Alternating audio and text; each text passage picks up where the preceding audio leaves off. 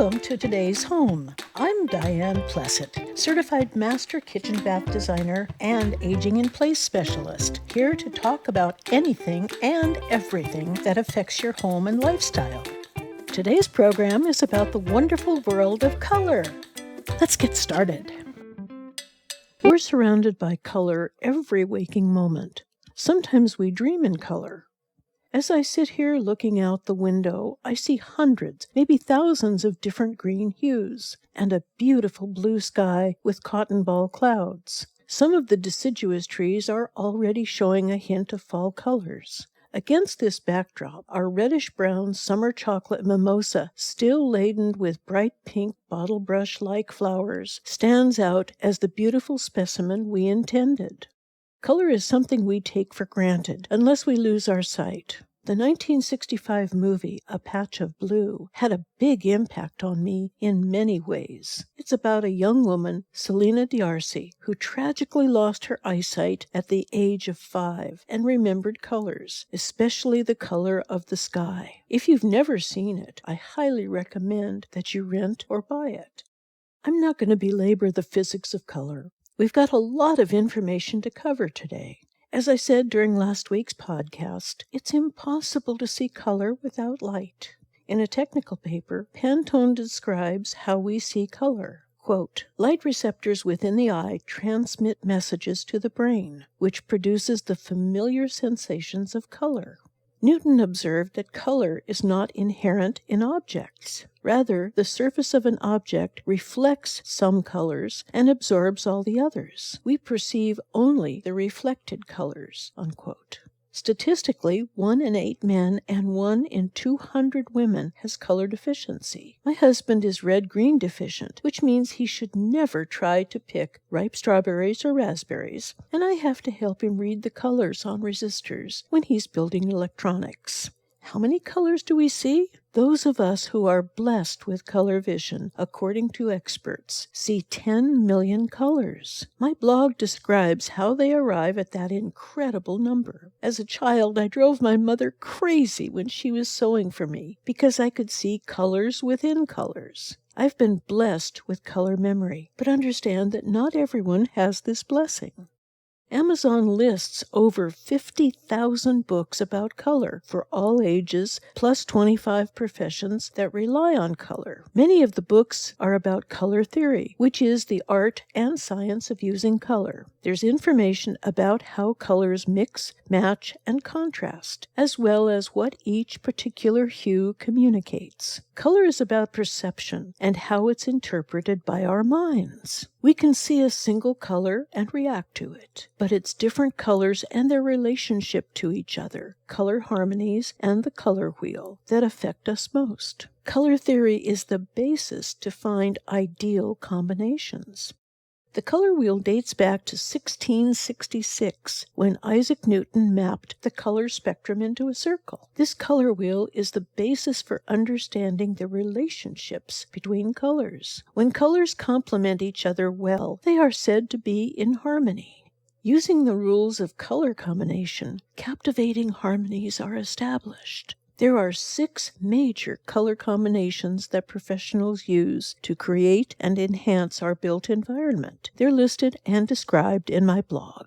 Art and design students study color and learn about the impact color has on us. They build knowledge on top of a natural talent so they can help others. It's totally a right brain function. The color system I've used for over 35 years was developed by Professor Albert H. Munsell in 1912. It's based on a 3-dimensional model depicted in the Munsell color tree. Each color has 3 qualities or attributes. First is hue. That's the color name such as red, orange, yellow, etc. The second is value. That's the lightness, tint, or darkness shade of a color. Chroma is the saturation or brilliance of a color. When complementary colors are mixed in equal amounts, the resulting color is gray. An alternative color system is Pantone. I've used their graphic system for printed material and my website. This cross-references colors with red, green, blue, or hex codes. And I've used their fashion system for home interiors, although the selection of pastel and fairy-like colors is severely limited. Fortunately, I can find the Pantone color in a manufacturer's fan deck that has the darkest shade to the lightest tint of that color. Every year, Pantone selects one color to be the color of the year. For 2019, they chose Living Coral, which they describe with superior marketing words, so consumers cannot live without its deliciousness. Professionally, I don't care what color name is given to a color. What really matters is helping my clients find the right colors for their environment. When I was attending design school, I learned about the Ameritone color key system that was popular at that time. Unfortunately, the company was bought out and the system was discontinued. But it made a lot of sense at the time. Color Key 1 colors were blue-based, the cool end of the spectrum. The Color Key 1 fan deck combined every color possible except orange. Color Key 2 colors were yellow-based, the warm end of the spectrum. The Color Key 2 fan deck contained every color possible except pink. I still have the fan decks and the paraphernalia in case anyone ever brings back the Color Key system. They're now almost 40 years old and have moved with us 5 times. Picking a paint to roll onto the walls of your home can be tough. So many hues to choose from. And it's not just about the color. A paint color's name matters too, or paint manufacturers wouldn't spend so much money coming up with unique names. I've always imagined people sitting around a big conference table, looking at paint chips and tossing out the first name that comes to mind. But a lot of thought and deliberation goes into picking the right name to describe each hue. It's serious business. Paint sales totals an estimated $30 billion annually. Because there are dozens of paint lines to choose from, you can understand how competitive the industry is and why naming paint colors is serious business for manufacturers. Paint companies employ color specialists and review studies and test group results to craft not only the colors they make, but also the names they give to each color. Years ago, a client asked me, "Can my new master bathroom be pongee?" She knew what she was thinking about, a silk that can vary from almost white to tan with a hint of gray. At that time, none of the paint manufacturers had pongee as a specific color. I replied, "Sure, I can come up with colors that blend with pongee, but you'll have to provide me with a sample." She did, and we found countertops, tile, and wall paint that she loved. We also used these colors in the master bedroom. It was a monochromatic color scheme, perfect for a restful environment. Color names like pongee play with our emotions because these feelings get us to purchase the paint. Unfortunately, the large color chips I use have the color number and name on the front and back. I've had many clients change their mind, even when I knew a color was perfect for their home, because they had a negative association with the name. If you love a color and you connect with the name, then that's a bonus, says Dee Schlatter, Pittsburgh Paint's Senior Color Marketing Manager. Color experts are bringing up color associations we all have to things in the world which trigger a mood.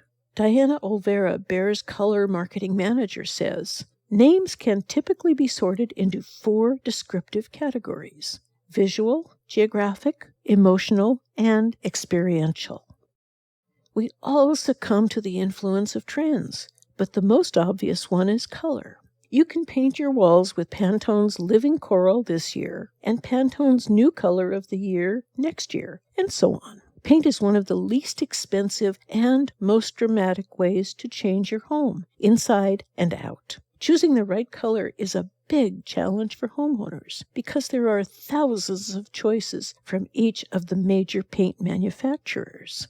This is probably why we give in to color trends, because it makes our decision a little easier.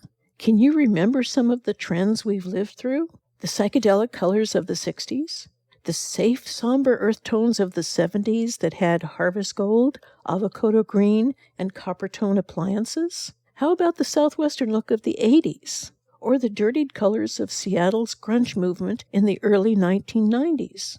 How about the reactionary lime green and chartreuse in the mid-1990s? Or the minimalist movement that began at the end of the 1990s? The minimalist influence, neutral colors, mostly tints and shades of beige, were popular, accented by bright jewel tone colors. 2010 began the popularity of cool gray that's still fashionable today. While gray may be with us longer, it's becoming warmer and more livable as a background color for other more vibrant colors. I'm always concerned when clients choose a trendy color scheme for their kitchens and bathrooms because trends will change. The love they have for their newly remodeled home will become dissatisfaction, leading to another major renovation. This is what keeps us in business.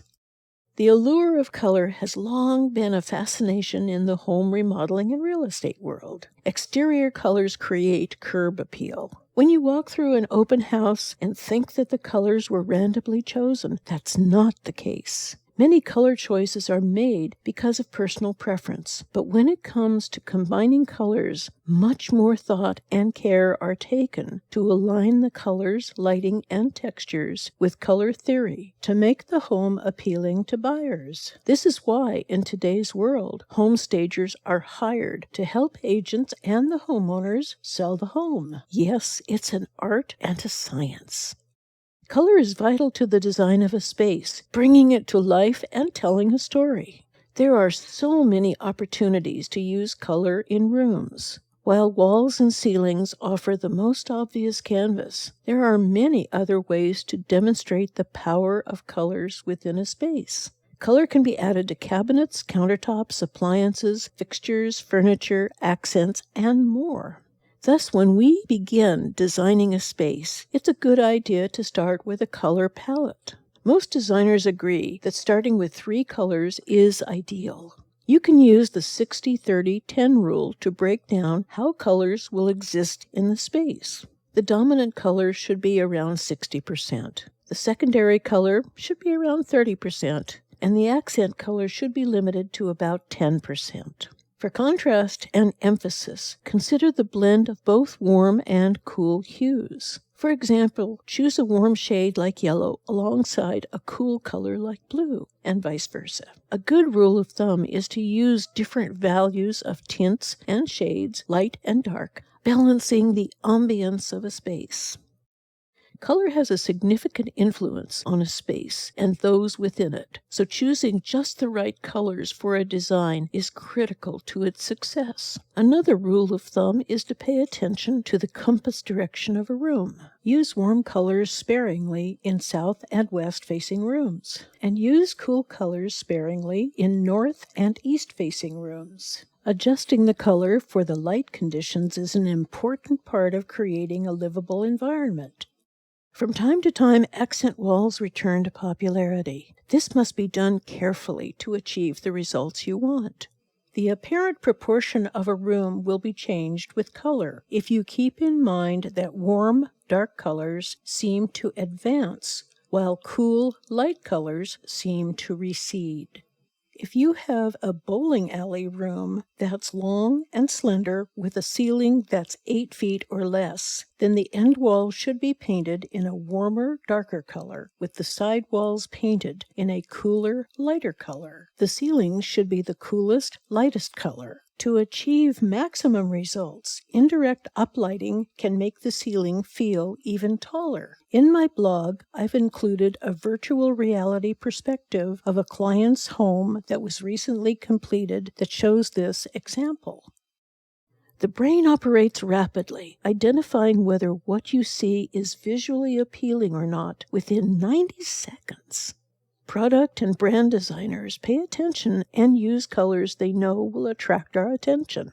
Yellow and red are the colors you see most often on products that the manufacturers want you to buy now. They'll also use contrasting complementary colors that seem to vibrate. Red and green, orange and blue, yellow and purple. Think about the brands you know. How does the color of their logo or their packaging impact you?